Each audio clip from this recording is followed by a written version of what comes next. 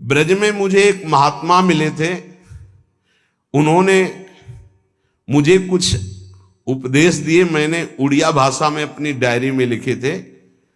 उन्होंने उपदेश दिए कि अगर ये आपके अंदर भाव आ जाएगा, लक्षण आ जाएंगे, तो आपको भगवान अपनी तरफ से आके दर्शन दे देंगे। बड़े महात्मा थे, तो बाबा ने उड़िया भाषा में अपनी डायरी में लिखा था, उसका हिंदी लिपि में यहां वर्णन है। पहला, भजन करते हुए अपने को सबसे दीन मानना। अपने आप भगवत साक्षात्कार हो जाएगा। भजन करते हुए अपने को सबसे दीन मानना, इससे कोई अपराध ही नहीं बनेगा, कोई अपराध नहीं बनेगा, लिख लेना चाहिए। भजन करते हुए साधक को अपने को सबसे दीन मानना, सबसे आदेश त्रणादपि सुनिचेन। दूसरा, किसी से भी कपट पूर्वक वार्ता व्यवहार ना करना। निष्कपट व्यवहार करने में क्या जाता है? अपने भगवत मार्ग के पति के, चाहे गृहस्थी हो चाहे विरक्ति हो। कपट का मतलब होता है अंदर कुछ और है, बाहर आप कुछ और दिखा रहे हैं। ये नहीं होना चाहिए। जो अंदर वो सीधे बाहर, जो बाहर बोल रहे हैं वही आपके अंदर चलना चाहिए।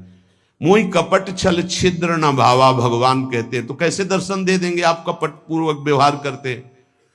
निष्कपट व्यवहार, कपट पूर्वक व्यवहार ना करना, ये दूसरा। तीसरा, अपनी जिह्वा से कभी असत्य भाषण ना बोलना। इसका बहुत नारायण स्वामी जी ने भी इस पर बहुत जोर दिया था कि जिस जिह्वा से नाम जप करते हो झूठ नहीं बोलना चाहिए, तभी नाम सिद्ध होगा। नाम तभी सिद्ध होगा। नाम सिद्ध होने का तात्पर्य बिना प्रयास के चले। ये सत्य भाषण भगवत स्वरूप है।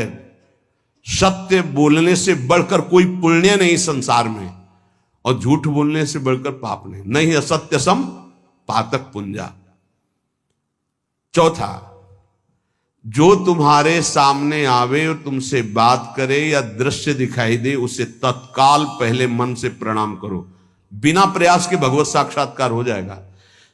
चराचर जगत में जो तुम्हारे सामने, जैसे कोई व्यक्ति आया है तो राधा वल्लभ लाल जी आपकी जय हो, अंदर से मेरे प्रभु, अब बात करो। कोई भी कुछ भी, पहले प्रभु, ये वस्तु पहले नहीं थी, प्रभु थे, और ये बाद में नहीं रहेगी, प्रभु ही रहेंगे। तो वर्तमान में हम वस्तु के अंतर्गत प्रभु को देखते हैं। पांचवा, ना मेरा तन है, न मेरा मन है, न मेरा धन है, न मेरे प्राण है, ये मैंने सब कुछ प्रभु को समर्पित कर दिया। धैर्य पूर्वक देखिए। अब आपको क्या चिंता रह गई? जब तन प्रभु को दे दिया, मन प्रभु को दे दिया, अपना सर्वस्व प्रभु को दे दिया, तो बोले इसका फल क्या मिलेगा? ये यथा माम प्रपद्यन्ते तास तथैव भजाम्यहम्। प्रभु अपना सर्वस्व आपको दे देंगे, अनुभव में आ जाएगा। प्रभु अपने आप को दे देंगे। अति उदार, करुणा वरुणालय प्रभु। अगर आप थोड़ा सा भी अपनापन करेंगे तो उनका थोड़ा सा अपनापन बहुत बड़ा होता है। अपने तन मन धन सर्वस्व पर अपना अधिकार न करके अपने प्रभु का अधिकार।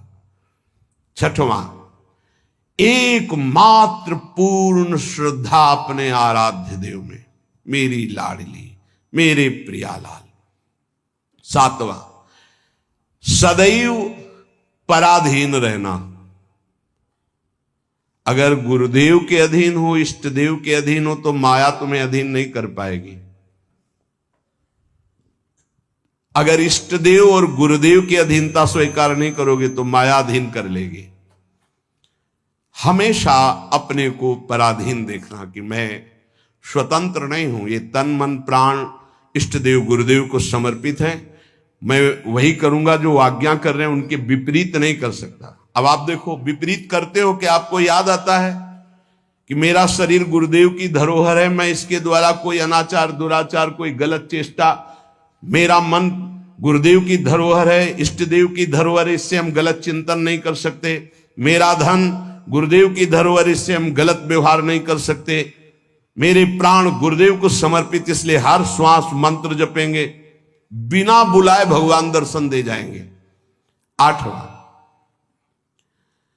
आराध्य देव के सिवा अपना कोई नहीं है, ये हृदय में बैठा लेना। अपने वास्तविक है तो आराध्य देव ही अपने हैं। नवा, अपने आराध्य देव के अनन्य चिंतन के सिवा और कोई चिंतन ना होने पावे। दसवां, अपने आराध्य देव से जो गुरुदेव ने संबंध दिया है हर समय उसकी स्मृति रहना। क्या रहती स्मृति? मैं श्री जी की सखी हूं, दासी हूं, उनकी परिचर्या में हमारा जीवन समर्पित है, मैं उनकी दासी हूं। कभी सोचते हो आप? सोचो, तुम्हारा संबंध हो चुका है। कोई ऐसे नहीं कि तुम्हें केवल सोचना ही है, तुम्हारा संबंध हो चुका है, तुम्हारा पाणी ग्रहण हो चुका है। श्री जी ने तुम्हारे पाणी को स्वीकार कर लिया, ग्रहण कर लिया है। उसके साक्षी हैं गुरुदेव। गुरुदेव ने पाणी ग्रहण कराया है, प्रिया प्रीतम को हमारा हाथ पकड़ा दिया है। हम अपने संबंध, दसवां है, अपने संबंध को हर समय अपनी स्मृति, मैं प्रियालाल की हूं, मैं प्रियालाल की हूं, मैं प्रिय सखी हूं लाडली जू की। ये 10 भाव रखो। अब जैसे हमारे अपना भाव बताया, तो जो दास है वो दास भाव को देखे, जो सखा है वो सखा भाव को देखे, जो गोपी गोपी भाव को देखे। अपने स्वरूप को संबंध से चिंतन करना। हमारा स्वरूप क्या है? सहचरी बपू, मैं श्री जी की निज दासी हूं। कई बार दिन में आता है आप लोगों के? कितनी बार सोचते हैं हम? जबकि यहां हर चेष्टा करते हुए उसी भाव में रहना है। अगर ये 10 भाव हृदय में आ गए तो कह रहे हैं किसी भी तीर्थ में जाओ या ना जाओ, कोई और साधन करो ना करो, तुम्हें भगवत साक्षात्कार हो जाएगा।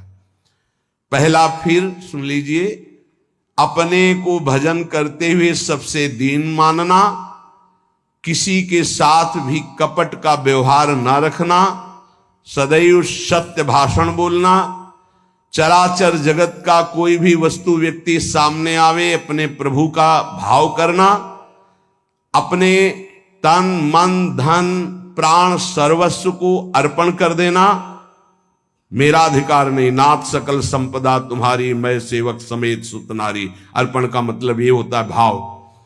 छठवां, अपने आराध्य देव में ही पूर्ण श्रद्धा समर्पित हो जाना। सातवां, पराधीन रहना इष्ट के, गुरुदेव के। आठवां, आराध्य देव के ही अनन्य चिंतन में लगना, आराध्य देव के सिवा कहीं अपनापन न होना। नवां, चिंतन करते करते तन्मय स्थिति आ जाए तो उसे सही माने में चिंतन कहा जाता है। सामने ललित त्रिभंगी लालजू और प्रियाजू की बाह श्री लालजू के गले में है। मनोमृणाल भूषण भूषित भुज श्यामंश पर डाल दिखाई दे रहा है। अब हमारा चिंतन चल रहा है, गाढ़ चिंतन, युगल सरकार चिंतन, इसे कहते हैं अनन्य चिंतन। अभी आंख खोले हुए भी वही है, मूंदे हुए भी वही है, सेवा करते हुए भी वही है, एकांत में बैठते हुए कहां हो, जरा देखो स्थिति कहां है। यदि आप किसी भी तीर्थ का अवगाहन करते हुए 10 बातें आप में नहीं हैं तो उसका फल आप ग्रहण नहीं कर पाएंगे, क्योंकि अपराध कोई न कोई बन जाएगा। हम आपसे सत्य कहते हैं कि कल्याण आपके चिंतन से होगा, इन बातों को स्वीकार करने से होगा, भागने से नहीं होगा कि हम यहां चले जाएं, हम वहां चले जाएं तो कल्याण हो जाएगा।